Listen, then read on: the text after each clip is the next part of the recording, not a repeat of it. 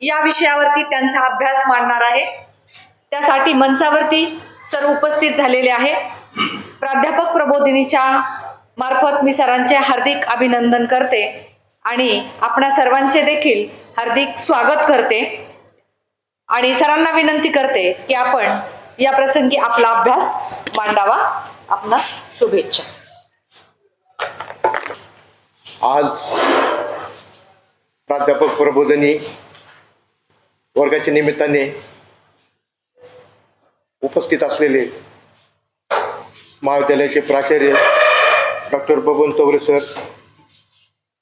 प्राध्यापक प्रबोधिनी समन्वयक doctor Vaishali Iyer madam आणि इतर सर्व प्राध्यापक वृंद,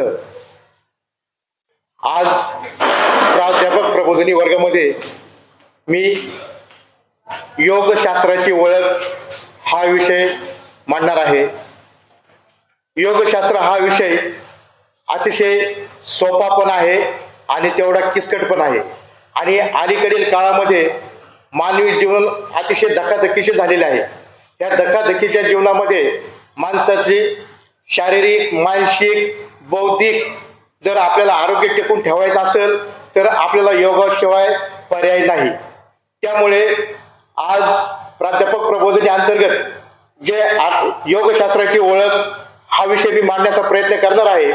त्या ठिकाणी मी आपलं मानवी आरोग्य म्हणजे काय, मानवी शरीर म्हणजे काय, मानवाचं मन काय, बुद्धी काय, याचा थोडा मी सांगण्याचा प्रयत्न करणार आहे। तर आपण पाहतो आज धकाधकीच्या जीवनामध्ये कोणाला बीपी असेल, कोणाला शुगर असेल, कोणाला मनशांती नसेल, असे अनेक प्रकारचे विकार आपल्याला लागलेले दिसून येतात। मग आपल्याला जर आरोग्य जर चांगलं पाहायचं असेल तर आपल्याला योगाकडे जाणे आवश्यक आहे। तर या ठिकाणी नेमकं आरोग्य म्हणजे काय किंवा सुरुवात याच्यापासून करू आपण मानव। पहिला आपण कोण आहोत? मी आहे, मी कोण आहे? मानव आहे। पण मानवामध्ये माझ्याकडे काय आहे? शरीर आहे, मन आहे, बुद्धी आहे आणि शेवटी आत्मा आहे। तर आरोग्यामध्ये एक अतिशय छान व्याख्या आयुर्वेदाची सुश्रुत हा एक ग्रंथ आहे, त्याच्यामध्ये दिलेली आहे। तर या ग्रंथामध्ये असं सांगितलेलं आहे, समदोष समाग्निच्छ समधातु मलक्रिया प्रसन्नात्मेंद्रिय मन स्वस्थ हितम विधेयते, असा एक संस्कृत व्याख्या दिलेली आहे आरोग्याची। तर त्यामध्ये त्यांनी काय सांगितलेलं आहे, ज्या व्यक्तीचे तीन दोष म्हणजे कोणते? वात, पित्त, कफ, जठराग्नी मंद नसले किंवा अतिरिक्त पण नसले म्हणजे समतोल असले। त्यानंतर शरीरातले 7 धातू आहेत। शरीरामध्ये रस, रक्त, मेद, मज्जा, मांस, अस्थि, वीर्य हे 7 घटकापासून आपलं शरीर या ठिकाणी बनलेलं आहे। आणि मलमूत्र तसेच 10 इंद्रिये ज्यांचे अतिशय चांगल्या पद्धतीने काम करत आहेत त्याचं आरोग्य उत्तम मानलं जातं। तर या ठिकाणी मन, आता ज्याला आपण शरीराची व्याख्या पाहिली, शरीर चांगलं पाहिजे।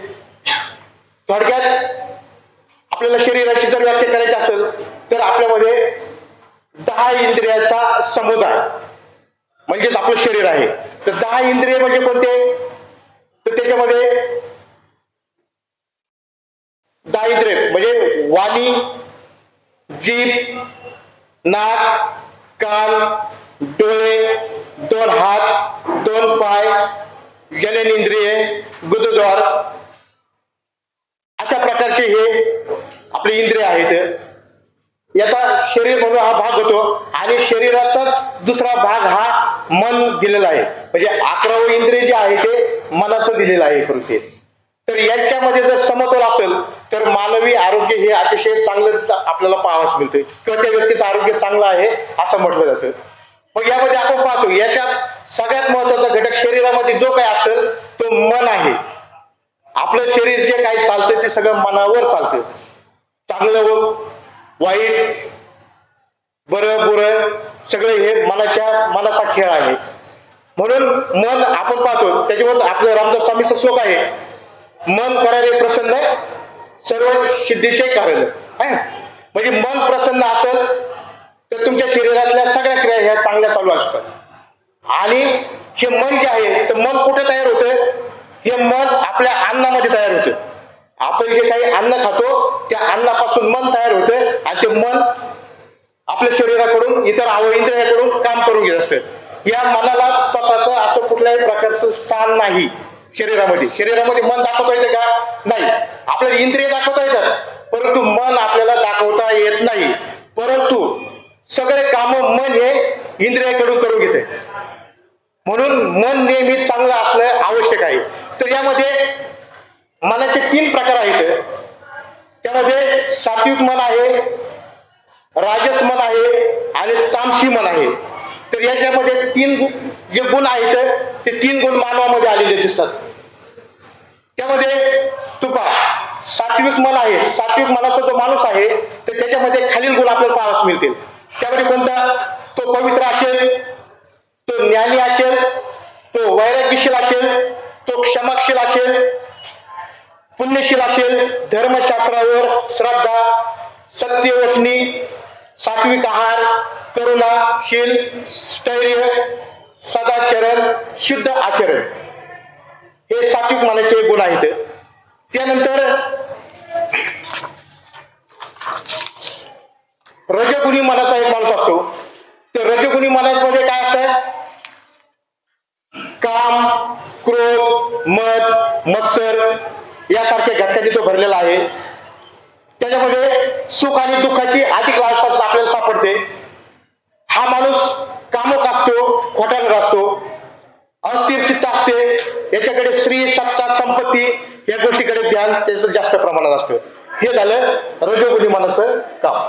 त्यानंतर तिसरं जे आहे तमोगुणी मन.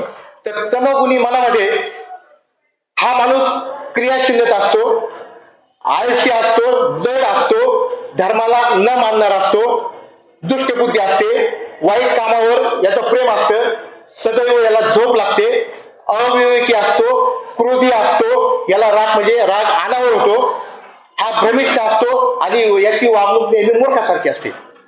हे झालं तमोगुणी माणसाचं लक्षण. म्हणजे तमोगुणी मन असलं म्हणजे तमोगुणी मन असलं तर कार्य सुद्धा त्या पद्धतीने आपल्याकडून करून घेतलं जातं. म्हणून मन हा घटक सर्वात महत्वाचा आहे आणि मनालाच आपल्याला या ठिकाणी जपायचं आहे. म्हणजे शरीर आणि मन हे 2 घटक आहेत. आणि योगामध्ये शरीर आणि मन यांचा संयोग केला जातो, यांचा मेळ घातला जातो, यांचं मिलन घडून आणलं जातं. त्याला योग म्हणतात. योग हा सुसंस्कृत भाषेतील युज हा शब्दापासून तयार झालेला आहे. युज म्हणजे संयोग करणे, जोडणे होय. तर मग जोडायचं कशाला? शरीर आणि मनाला आणि बुद्धी आणि शेवटी त्याचा जो परिपाक आहे तो आहे आत्मा. तर याच्यानुसार मग यांना जोडणी करायची, मन शरीर बुद्धीची जोडणी करायची. मग ही जोडणी जर करायची असेल आपल्याला तर काय करावं लागेल? योगा करावा लागेल. योगाच्या माध्यमातून ही जोडणी केली जाते. तर मग ही योगाची कोणती आपल्याला कशा पद्धतीचा योग आहे? तर या योगामध्ये पहिला योग सांगितला कर्मयोग. कर्मयोग म्हणजे काय? आपल्या वाट्याला जे काम आलेलं आहे ते प्रामाणिकपणे करणे. कामामध्ये कुठल्याही कामामध्ये कुरकुर करायची नाही, रड गाणं घालायचं नाही. जे आलं आहे ते बिनचूकपणे प्रामाणिकपणे श्रद्धेवान पद्धतीने काम करायचं आणि त्या कामातला आनंद घ्यायचा. हे झालं कर्मयोग. त्यानंतर दुसरा आहे ज्ञानयोग. तर ज्ञानयोगामध्ये आपण समोर आपले ब्रीद वाक्य आपलं महाविद्यालयाचं तर त्यामध्ये सांगितलंय नही ज्ञानेन सदृश्यम पवित्रम हे विद्यते. म्हणजे ज्ञानाशिवाय या जगामध्ये पवित्र असं काहीच नाहीये. मग हे ज्ञान ज्याला मिळतं तो माणूस अतिशय पवित्र आहे. ज्ञानी माणूस हा पवित्र आहे. त्याला कुठल्या गोष्टीची लालसा लागत नाही, त्याच्या कोणत्या गोष्टीमध्ये मन गुंतून राहत नाही. त्याला सर्व प्रकारचं ज्ञान प्राप्त होते. चांगलं काय, वाईट काय, काय करायचं काय करायचं नाही या गोष्टीचं त्याला ज्ञान प्राप्त होतं. त्याचं मन आणि शरीर एकदम एका विषयामध्ये गुंतून राहतं. त्याच्या हातून जे काही कार्य होतं ते चांगलंच होत असते. हा झाला ज्ञानयोग. हा ज्ञानयोगामध्ये नुसतं ज्ञानीलाच योग असं नाही, तर याच्यामध्ये जे असे एका कोणते म्हणतो आपण म्हणजे त्याचा तो विषय असतो ते मनाला एखाद्या विषयाला गाळून घेणे, त्याचं ते त्याला ज्ञान मिळवणे, त्याच्यातून ही ज्ञानाची प्राप्ती होते. त्यानंतर भक्तियोग हा एक सांगितलेला आहे. भक्तियोगामध्ये काय करायचं आपल्याला? भक्ती करायची. भक्ती देवाची आराधना करायची. देवाची त्याने आरती असेल, पूजापाठ असेल, वेगवेगळे विधी असतील, त्या भक्ती मार्गाने आपल्याला योगाकडे जायचंय आणि आपल्याला जे अपेक्षित आहे ते मागून घ्यायचंय. मग याच्यामध्ये हे भक्ती योगामध्ये देखील चांगले आणि वाईट असे दोन्ही पण माणसं सापडतात. आता आपण पाहतो रोधेश्वरला जर आपण जर गेलो मंदिरामध्ये, तिथं चांगले पण माणसं आलेले असतात, वाईट बी माणसं आलेले असतात. म्हणजे असं नाही का मग चांगल्याच माणसाची भक्ती करावी आणि वाईट माणसाची भक्ती करू नये. आपल्या दृष्टी आपण पाहतो का रावण वाईट होता, पण रावणाची भक्ती देखील प्रचंड प्रमाणात होती, म्हणजे मोठी होती. म्हणजे हा भक्तियोगाने आपल्याला जे अपेक्षित आहे ते मिळवणे म्हणजेच हा भक्तियोग आहे. त्यानंतर ध्यान योग आहे. तर ध्यान योगामध्ये काय सांगितलं त्याने का इंद्रियांना ताब्यात ठेवणे, मनाच्या साह्याने इंद्रियांना ताब्यात ठेवणे. कुठेतरी आपण एखाद्या वस्तूवर आपलं धार्मिक एखादं देवस्थान असेल, कोणती जरी आपली एखादी आवडणारी वस्तू असेल त्याच्यावर ध्यान केंद्रित करणे आणि इंद्रियांना त्यापासून बाजूला करणे, मनाच्या आहारी जाणे, तो झाला ध्यान योग होय. त्याच्यानंतर हठयोग असा प्रकार आहे. तर हठयोगामध्ये हा नाथपंथी योग आहे, म्हणजे नाथांना आवडणारा. तर हठयोगामध्ये त्यांनी काय सांगितलेलं आहे? हठ म्हणजे काय? हा म्हणजे सूर्य आणि ठ म्हणजे चंद्र. तर या ठिकाणी सूर्य आणि चंद्र यांचा मिलाप घडून आणायचा आहे, हा हठयोग आहे. मग आता हा मिलाप पुढे घडून आणणार आपण, तर याच्यामध्ये हा प्राणायामाचा विषय येतो. प्राणायाम, आपली डावी नाकपुडी ही चंद्रनाडी आहे, म्हणजे याच्यामध्ये फोटो भाग येईल परत तो पण रेकॉर्ड होऊ शकतो का. इडा, पिंगला आणि सुषुम्ना अशा 3 पद्धतीच्या नाड्या आहेत. त्यामध्ये इडा ही चंद्रनाडी आहे, याला शीतलता म्हणतात. पिंगला ही नाडी सूर्य नाडी आहे, ती उष्ण नाडी आहे. आणि त्या दोन्हीच्या मध्ये जी नाडी असते त्याला सुषुम्ना नाडी असं म्हणतात. मग या हठयोगामध्ये काय केलं जातं? हा योगी ज्यावेळेस सिद्धासन असेल, पद्मासन असेल, त्याच्यामध्ये तो बसला जातो आणि तो आपल्या श्वासावर लक्ष केंद्रित करतो. आणि श्वासावर लक्ष एक आपण म्हणतो ना, एका म्हणजे डाव्या नाकपुडीतून श्वास घेणे, परत उजव्या नाकपुडीतून सोडणे, परत उजवीकडून घेणे, परत डावीकडून सोडणे. आणि यामध्ये मन एका ठिकाणी केंद्रित होतं, मनाचे स्थिर भाव या ठिकाणी उत्पन्न होत असतो. आणि मग याच्यामध्ये पुढे त्यांनी असं सांगितलंय का जो हठयोग आहे, हठयोगामध्ये कुंडलिनी शक्ती जागृत होते. ही कुंडलिनी शक्ती कोणती आहे? तर कुंडलिनी शक्तीचे 7 चक्र आहेत. तर याच्यामध्ये पहिलं जे चक्र आहे ते मूलाधार चक्र आहे, आपल्या माकड हाडाखाली असते. त्यानंतर स्वाधिष्ठान चक्र आहे, आपल्या नाभीच्या खाली असते. ते मणिपूर चक्र आहे, ते नाभीजवळ असते, म्हणजे नाभीला मणिपूर चक्र असं म्हणतात. त्यानंतर अनाहत चक्र आहे, ते आपल्या हृदयाजवळ आहे. त्यानंतर विशुद्ध चक्र आहे, ते आपले कंठामध्ये आहे. आणि आज्ञा चक्र आहे, ते आपले 2 डोळ्याच्या भोवळ्याच्या मध्ये आहे. आणि सहस्राकारचे चक्र आहे, तर ते आपल्या मस्तकामध्ये आहे. हे 7 चक्र मिलन म्हणजे ही काय केली जाते, ही शक्ती असते आपल्या अंगामध्ये. आणि ही शक्ती हठयोगामध्ये काय केली जाते, खालून ऊर्ध्वगामी म्हणजे वरती घेतली जाते. आणि ही शक्ती आपल्या सहस्राकार चक्रामध्ये स्थिर केली जाते. आणि यातून काय होतं, आपल्याला कुंडलिनी शक्ती जागृत होते. कुंडलिनी शक्ती जागृत होते म्हणजे काय, त्याला पूर्ण ज्ञान प्राप्ती होणे, आत्मज्ञान प्राप्त होणे. असंही म्हटलं जातं. मग हा झाला हठयोगाचा प्रकार. आपण जर पाहिला तर हठयोगी माणसं आपल्याला लक्षात येतात. माणसामध्ये देखील प्रकार आहेत. आपण जसा आहार घेतो, आपण जर सांगितलं मन आपलं आहारावर तयार होतं. साधू असेल, साधूचा आहार वेगळा असेल, त्यांची चेहरापट्टी वेगळा असेल. म्हणजे ज्या क्षेत्रामध्ये जो काम करतो किंवा जो तो आहार घेतो त्या पद्धतीने त्याचा चेहऱ्याची ठेवण तयार होत असते कृती. तर मग एक हठयोगी माणूस आहे, तर हठयोगी माणसाची काही लक्षणं सांगितलेली आहेत. तर यामध्ये त्याच्या चेहऱ्यावर नेहमी प्रसन्नता असते, तो तेजपुंज असतो, त्याचे डोळे निर्मळ असतात, त्याच्यामध्ये रोगाचा अभाव असतो, शरीर ताजे तवाने तजेलदार असते, त्याच्यात 72,000 नाड्या आहेत. त्या 72,000 नाड्या ह्या शुद्ध झालेल्या असतात. त्यानंतर त्याचा रक्तप्रवाह असा सहसा असतो, तो उत्साही असतो आणि याच्या अंगातले दुःख सगळे नाहीसे झालेले असतात. आणि अशा या जोशामुळे हा माणूस नेहमी आनंदी आणि सुखामय असतो. असा हा हठयोग आहे. त्यानंतर मंत्रयोग सांगितलेला आहे. तर मंत्रयोगामध्ये त्याची काही प्रतीक आहेत, त्याची काही संकल्पना आहेत, काही आदर्श आहेत. त्या आदर्शाच्या साहाय्याने मंत्रयोगाच्या साहाय्याने आपल्याला योग साधना करता येते. मग आता आपण पाहतो, आपण मंदिरामध्ये असेल, आपले वेगवेगळे आपले काही मंत्र असतील, ओंकार मंत्र असेल, गायत्री मंत्र असेल, तर या मंत्रामध्ये आपण म्हणतो ताकद नाही, परंतु याच्यामध्ये प्रचंड ताकद असते. ताकद का असते का त्या पद्धतीच्या लहरी आपल्या शरीरामध्ये उत्पन्न होतात आणि त्या लहरी ज्या असतात त्या पॉझिटिव्ह असतात. आणि ह्या पॉझिटिव्ह लहरी आपल्या शरीरामध्ये जर उत्पन्न झाल्या तर आपल्याकडे निगेटिव्ह एनर्जी ज्या लहरी आहेत त्या आपोआप नामशेष होतात. आपल्या शरीरामध्ये निगेटिव्ह लहरी येत नाही.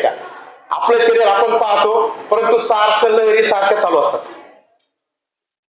आपण जर 2 हात जर घासले एकमेकावर, तर दोन्ही हात जर एकत्र केले तर विशिष्ट लयमध्ये आले तर ते देखील काय करतात, एकमेकाला चिकटतात. म्हणजे या ठिकाणी लहरी आपल्या शरीरामध्ये उत्पन्न होतात आणि या लहरी जर आपल्याला पॉझिटिव्ह जर आपल्याला निर्माण करायचे असतील तर यामध्ये आपल्याला मंत्रयोग अतिशय महत्वाचा आहे. त्याच्यामध्ये आता सांगितलं तर गायत्री मंत्र असेल, ओमकार जप असेल, हे गट आपण याच्यापेक्षा अनेक आणखी काही प्रकार आहेत. आपल्याला जसं जमत तसं जे पद्धतीने आपण करण्याचा प्रयत्न केला तर आपल्याला याच्यासाठी आपल्याला जे पाहिजे ते मिळू शकते. त्यानंतर प्रेमयोग हा सांगितलेला आहे. सगळ्यात सोपा आणि सावधान आणि सुटसुटीत जे असं त्याला त्यावेळी प्रेम करायचं. मग ते आई वडील असतील, बहीण भाऊ असतील, गुरुजन असतील, प्रियकर प्रियष्ट असतील, म्हणजे सगळे जे घटक आहेत त्याने काय करायचं, एकमेकांनी प्रेमाने राहायचं. हे ज्यावेळेस एकमेकांनी प्रेम करतील तर त्यावेळेस तुमचे सगळे कामं सोपे होतात. तुमच्या कामाची कुठल्या प्रकारची अडवणूक होत नाही. तुम्हाला त्या ठिकाणी आनंद, समाधान, काम करण्याचा वेगळं मूड आपला बनतो किंवा काम वेळेत पूर्ण होतात. म्हणून हा प्रेम योग जो आहे तो त्याला विशेष काही करायची गरज नाही. आपण ज्या ठिकाणावरती आहेत, आपण जिथे आहोत, आपण ज्या प्रसंगात आहेत त्या ठिकाणी आपल्याला फक्त प्रेमाने राहायचं. आणि त्याच्यानंतर अष्टांग योग आहे. 8वा योग सांगितलाय अष्टांग योग. तर अष्टांग योगामध्ये 8 योग येतात. यामध्ये यम, नियम, आसन, प्राणायाम, प्रत्याहार, धारणा, ध्यान आणि समाधी. अष्टांग योगामधून हा एक योग आहे. तर याच्यामध्ये आपण जर पाहिलं तर यम कशाला म्हणायचं आता, तर यमामध्ये अहिंसा पहिला आहे. अहिंसा करायची नाही. अहिंसा कशी करायची नाही, तर तोंडाने अहिंसा करायची नाही, म्हणजे वाईट बोलायचं नाही. शरीराने अहिंसा करायची नाही, मारामारी करायची नाही. म्हणजे आणि कोणाला म्हणजे वाईट पाहायचं सुद्धा नाही, म्हणजे अहिंसा. याच्यामध्ये कोणाला आपल्या हातून वाईट वर्तन होईल किंवा कोणाला इजा पोहोचेल, एखाद्याच्या मनाला इजा पोहोचेल असं कुठल्याही प्रकारचं कृत्य करायचं नाही. ही झाली अहिंसा. त्यानंतर सत्य हा एक प्रकार आहे. तर सत्यामध्ये वस्तू आणि समाजाचं यथार्थ ज्ञान होणे याला सत्य असं म्हटलं जातं. तर हे सत्य देखील आपल्याला कशा आधारे कळतं, तर शरीर आणि मनाद्वारे. तर आता मग सांगितलं मी शरीर जे आहे, आता आपलं फक्त शरीर नाही तर शरीराचे आपल्याला 10 जे घटक सांगितलेले आहेत ते महत्वाचे आहेत. त्या घटकांना आपल्याला ओळखायचंय आणि 11वं जे आहे ते मन आहे. या साह्याने आपल्याला या ठिकाणी आपल्याला कृती करावी लागते आणि हे दोन्ही एकत्र झाले तर त्याची वाणी सत्य होते. म्हणजे 10 इंद्रिय, एक मन, 11 मन. हे जर 11 गोष्टी जर सत्य असतील, सत्य चालत असतील तर त्याच्या बोलण्यात चालण्यात वगैरे सगळं सत्य येतं आणि त्याच्या हातून आपण जे म्हणतो ना एखाद्याचा तळतळाट, एखाद्याचा पुण्य म्हणजे आशीर्वाद वगैरे अशा ज्या गोष्टीचे आशीर्वाद आपण घेण्याचा प्रयत्न करतो किंवा एखाद्या तळतळाट घेण्याचा प्रयत्न करतो तर त्यावेळेस याचे हे 11 जे अंग आहेत, 11 अंग हे अतिशय पॉवरफुल झालेले असतात.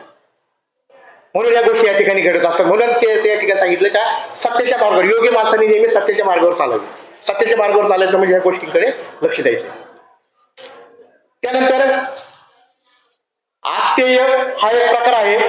तर आस्तेयमध्ये जे धन आहे, जे द्रव्य आहे, जे अधिकार आहे ते लुबाडायचं नाही. म्हणजे एखाद्याचं धन आपण लुबाडण्याचा प्रयत्न करायचा नाहीये. एखाद्याचा अधिकार आहे, अधिकार विनाकारण घेण्याचा प्रयत्न करायचा नाही, त्याची बळजबरी करायची नाहीये. किंवा आपण पुढे काही वजन मापे असतील किंवा म्हणजे थोडक्यात खोटारडेपणा करायचा नाही, या ठिकाणी कोणाची फसवणूक करायची नाही. याला आस्तेय असं म्हटलं जातं. त्यानंतर ब्रह्मचर्य हा एक सांगितलेला आहे का प्रत्येक व्यक्तीने ब्रह्मचर्य राहण्याचा प्रयत्न केला पाहिजे. ब्रह्मचर्य जर राहण्याचा या ठिकाणी जर प्रयत्न जर केला त्या ठिकाणी शारीरिक, मानसिक, सामाजिक प्रगती साधली जाते. म्हणून ब्रह्मचर्याचं होतं तेवढा प्रयत्न करायचा. त्यानंतर अपरिग्रह. अपरिग्रह कसं म्हणायचं का या ठिकाणी अनावश्यक वस्तूंचा साठा करायचा नाही.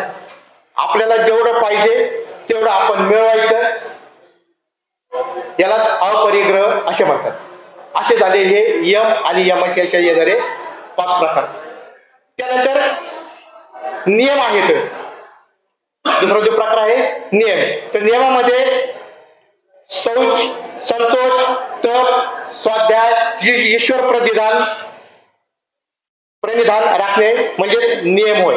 आता याच्यामध्ये पण शौच म्हणजे काय, तर याच्यामध्ये शौच म्हणजे शुद्ध. तर ती व्यक्ती शुद्ध पाहिजे. शुद्ध म्हणजे कसं पाहिजे, शरीराने शुद्ध पाहिजे आणि मनाने बी शुद्ध पाहिजे. आता आपण सांगितलं शरीर शुद्ध म्हणजे काय, आपले 10 घटक आणि 11वं मन यांची शुद्धी म्हणजे शौच होय.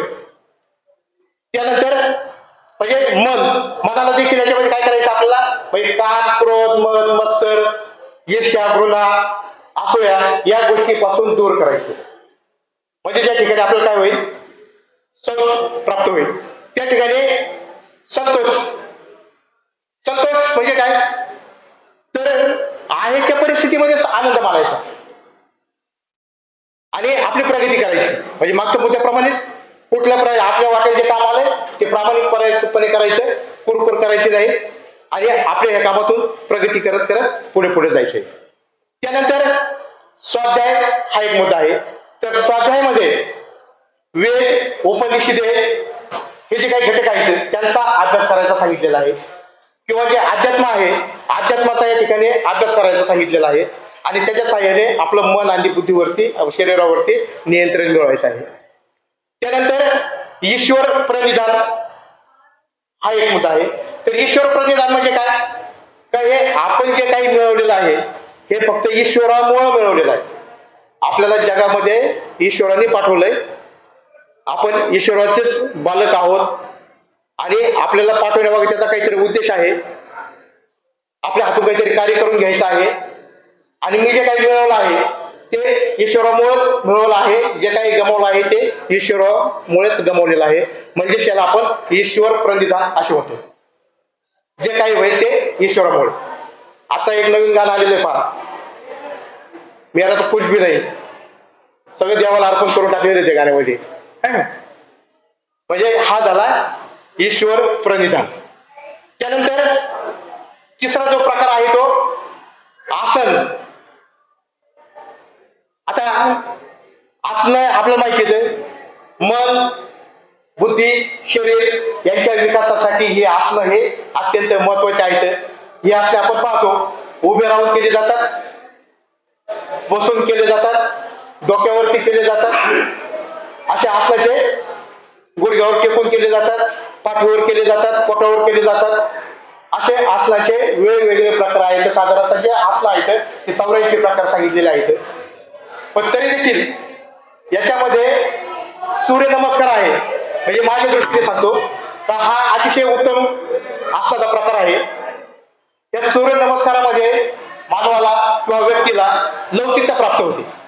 जेवढे मानवाचे म्हणजे शरीराचे अवयव आहेत एवढे अवयवांना लवचिकता प्राप्त करण्याचं काम हे सूर्यनमस्कार करते. मग आपल्याला जर शारीरिक लवचिकता जर प्राप्त झाली तर नंतरचा काय येत आहे आपल्याला, प्राणायाम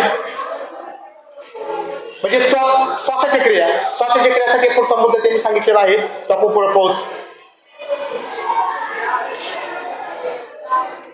त्यानंतर हा म्हणजे आलं लगेच प्राणायामामध्ये पण आपण पाहिल्याप्रमाणे आपले 3 नाड्या आहेत. 3 नाड्याचे प्रकार आपण पाहिलेले आहेत. शीत नाडी आहे, उष्ण नाडी आहे आणि जसं वातावरण आहे तसं आपण श्वास घेण्याचा या ठिकाणी प्रयत्न करायचा असतो. पण आपण फक्त सरळ काय करतो, डाव्या नाकपुडीने श्वास घ्या, नंतर उजवीने सोडा, उजवीने घ्या, डावीने सोडा. परंतु वातावरणानुसार आपण जर श्वास घेण्याचा प्रयत्न केला तर आपल्या शरीराला त्या पद्धतीने थंडावा किंवा गरमी निर्माण होण्याचा म्हणजे मिळते होत असते. म्हणून ज्या त्या ऋतूत ज्या त्या पद्धतीचा व्यायाम आपण करणं आवश्यक आहे. आणि याच्यामध्ये पण आता सांगितलं तसं आत्मज्ञान प्राप्त होतं, आध्यात्मिक आपली उन्नती होते, आपलं शरीर आणि मन बुद्धी अतिशय चांगल्या प्रकारे काम चांगलं करतं आणि याचा सगळ्याचा परिपाक म्हणून आपला जो आत्मा आहे आत्म्याला समाधान मिळतं, आनंद मिळतो. त्यामध्ये पूरक एक सांगितलेलं आहे, म्हणजे प्राणायामामध्ये पूरक आहे. पूरक म्हणजे श्वास आत घेणे, कुंभक म्हणजे श्वास दाबून घेणे आणि रेचक म्हणजे श्वास सोडून देणे. या 3 क्रिया ह्या प्राणायामामध्ये केल्या जातात. त्यानंतर पण आपण भ्रामरी प्राणायाम आहे, कपालभाती प्राणायाम आहे, भस्त्रिका आहे, शीतली आहे, चितकारी आहे. म्हणजे असे प्राणायामाचे हे काही वेगवेगळे प्रकार आहेत. तर हे आपण करू शकतो. त्यानंतर प्रत्याहार म्हणजे परत आपल्याला इंद्रियांना ताब्यात ठेवणे, मनाच्या सहाय्याने इंद्रियांना ताब्यात ठेवणे. मन जसं सांगेल तसं इंद्रियाला ऐकायला लावणे. जेवायचं नाही जेवायचं. पोटामध्ये किती भूक लागली, मनाने सांगितलं नाही जेवायचं. किंवा भूक नसताना जेवायचं हे पण सांगत आपल्याला, मन सांगते ना आपलं पोट भरलंय, शरीर सांगतं आपलं पोट भरलंय, परंतु मन सांगते नाही अजून चतुर घे, चांगली भाजी चांगली. किंवा मन परत काय सांगते, भाजी चांगली नाही, चतुर भाकरी कमी खा. म्हणजे त्या ठिकाणी काय होते, मन आपल्या या ठिकाणी सगळ्या गोष्टी सांगण्याचा प्रयत्न करते. म्हणून आपल्याला मनाच्या सहाय्याने इंद्रियावरती ताबा मिळवायचा आणि हे त्या प्रत्याहारामध्ये सांगितलेलं आहे. त्यानंतर धारणा आहे. धारणा म्हणजे काय, परत मनाला किंवा आपल्या चित्ताला एकाग्र करणे. म्हणजे एकाग्र कुठं करायचं, आपलं एखादं आराध्य दैवत असेल त्या ठिकाणी आपण मनाला एकाग्रता करू शकतो. आपली कुंडलिनीचे जे काही 7 चक्र आहेत त्यातलं एखादं चक्र आपण घेऊ शकतो आणि त्या चक्राच्या सहाय्याने देखील आपण धारणा करू शकतो. किंवा आपली मूर्ती असेल किंवा आपल्या नासिका असेल, तोंड म्हणजे आपला ज्या आवडता जो भाग आहे त्या भागावरती लक्ष केंद्रित करायचंय आणि धारणेला बसायचं.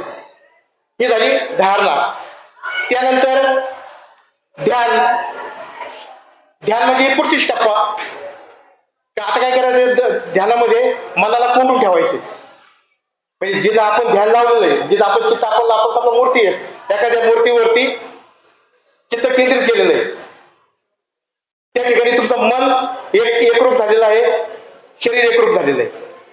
आता समजा मी ध्यान धारणा करतो, समजा असं गृहीत धरा, आता माझ्यासमोर मूर्ती पण नाहीये, मला तर ध्यान धारणा करायची, तर मी सिद्धासनामध्ये पद्मासनामध्ये मी बसून मी असं मी स्वतःला मानू शकतो का मी आता रुद्रेश्वरच्या मंदिरामध्ये पिंडीजवळ बसलो आहे आणि ह्या पिंडीमध्ये मी सगळे तिथं फूल वगैरे काय वाहत आहे, आपण मानू शकतो पद्धती याला म्हणतो आपण. त्या ठिकाणी देखील आपलं काय होतं, मन एकाग्र होतं, आपले अवयव जे आहेत ते एका ठिकाणी राहतात, आपली बुद्धी आहे ती एका ठिकाणी राहतात. म्हणजे तिन्ही घटक त्या ठिकाणी एकत्र राहिलेला असतं. आपल्या समोर मूर्ती असो अगर नसो, त्यातून आपल्याला आत्मज्ञान प्राप्त होतं म्हणजे ध्यानाच्या सहाय्याने. आणि याच्यातूनच परत सांगितलं काय, याच्यातून कुंडलिनी शक्ती जागृती होती. ह्या कुंडलिनी शक्तीला अतिशय महत्वाचं स्थान आहे. आणि याच्यामध्ये परत ओंकार हा एक जप सांगितलेला आहे आपल्याला. आपण पाहतो का ओंकारामध्ये एक म्हणजे त्याला काय म्हणते का, ओंकार कोणी म्हणायचा कोणी नाही म्हणायचा, म्हणजे त्याच्या श्रद्धा वगैरे असा आहे. किंवा आपण कुठेतरी मी एका ठिकाणी ऐकलं होतं का स्त्रियांनी ओंकार म्हणायचा नाही, ओमचा जप करायचा नाही, पुरुषांनीच करायचा. व त्याच्यामध्ये आपण म्हणजे स्त्रियांना बाजूला केलं जातं असं हा एक प्रकार होता. पण तसा काही प्रकार नाही. मी जेव्हा तो माझ्या वाचण्यात आलं तर त्यामध्ये ओम हा शब्द जो आहे तो हा शब्द अ, उ आणि म या 3 अक्षरापासून बनलेला आहे. आता हे 3 अक्षराचा ओम जर झालेला असेल तर त्याची म्हणण्याची पद्धत कशी आहे, आपण सरळ ओम म्हणतो, तसा नाही तो. तर आपण जेव्हा सिद्धासन असेल, पद्मासन असेल, त्यामध्ये आपण बसल्यानंतर आपल्याला अ हा शब्द जो अक्षर जे आहे ते आपल्याला पोटामध्ये म्हटलं जातं. म्हणजे याच्यामध्ये काय होते, प्राणायाम पण येते. प्राणायाम अधिक हे अक्षर अचा जेव्हा उच्चार करतो तेव्हा आपण श्वास घेतो ना, तुम्ही म्हणून पहा अ पूर्ण ताकदीनिशी. नंतर आपला प्राण कुठे येतो, कंठामध्ये येतो. अ उ आणि म म्हणजे मस्तिष्कामध्ये जातो. म्हणजे ज्याला कुंडलिनी शक्ती जागृत करायची, ज्याला कुंडलिनी शक्तीचे चक्र माहित नाही तर त्याच्यासाठी ओम हा शब्द अतिशय महत्वाचा आहे. याच्यामध्ये प्राणायाम होते, शारीरिक क्रिया सगळ्या घडल्या जातात आणि सगळी जे म्हणजे कुंडलिनी शक्ती जे चक्र आहेत हे चक्र सगळी जी शक्ती आहे ती वर ओढली जाते. म्हणजे अ उ म म्हणजे मस्तिष्कामध्ये मला शेवट करायचा, समारोप करायचा. मग आपण राहतो स्त्रियांचं थोडक्यात म्हणजे त्याने असं सांगितलं होतं की ज्यावेळेस आपण ओम हा तीव्रतेने ओढला जातो, आता चुकीचं असं खरं असं मला माहित नाही का, स्त्रियांचं गर्भाशय वरती ओढण्याची एक क्रिया होत असते याच्यामध्ये पूर्ण याच्यामध्ये, आणि त्याच्यानंतर प्रजननासाठी अडचण येऊ शकते. म्हणून स्त्रियांनी ओम म्हणू नये हे मी माझ्या वाचन या ठिकाणी आलेलं आहे. खरं असेल खोटं असेल ते मला सांगता येत नाही. म्हणून हा आपण जरी पण ओमचा नेहमीच उच्चार जर केला तर ही आपली जी शक्ती आहे तर ती शक्ती मात्र आपल्याला जागृत करता येते. आणि शेवटी जो प्रकार आहे तो समाधी. तर या समाधी अवस्थेमध्ये काय होते, शेवटची अवस्था समाधी अवस्थेमध्ये माणूस हा पूर्णपणे झोपी जातो. झोपी जातो म्हणजे काय होते, त्याचं मन शांत होते, त्याचं शरीर शांत होते, त्याचा बुद्धी शांत होते आणि त्याचा आत्मा एकदम शांत होत होते. म्हणजे अशा पद्धतीने हा योग आहे. हा योग ज्याला ज्याला जसं जमेल तसं करण्याचा प्रयत्न करायचा. आणि तरी नाही करण्यात केला तरी आपलं जे मन, बुद्धी, शरीर, आत्मा हे जे 4 घटक आहेत त्यांना जपण्याचा प्रयत्न करायचा आणि त्यातून आपल्याला आत्मिक समाधान घ्यायचंय, आपल्या जीवनाचा विकास घडवून आणायचा. अशा पद्धतीने हे योगशास्त्राची थोडक्यात ओळख करण्याचा मी प्रयत्न केला.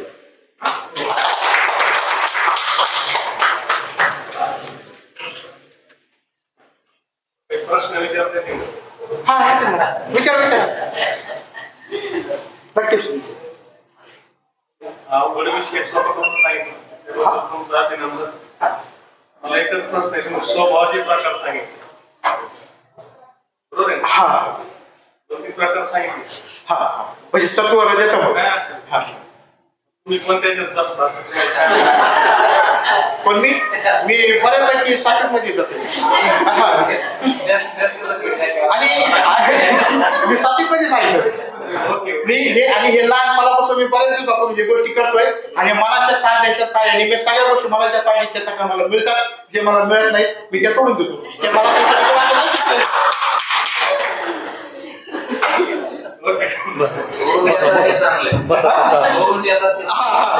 मला असं वाटतं माझ्यासाठी